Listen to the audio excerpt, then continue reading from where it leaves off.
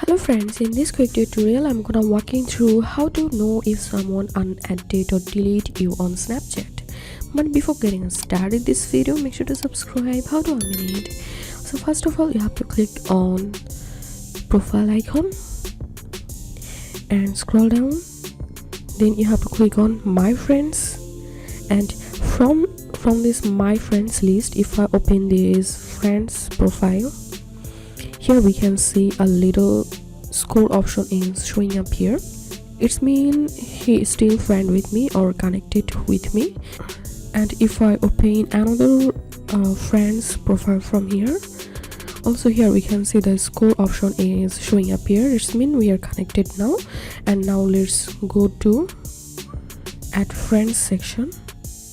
So I'm going to add friends, and here we can see these peoples are not connected with me. So here showing up at, so from here if I open any profile, and here we can see the score option not showing up here. It's mean they unadded me or we are not friends or connected on Snapchat. So that's it for now. If you find this video helpful, make sure to subscribe. How to unmute? Thanks for watching this video.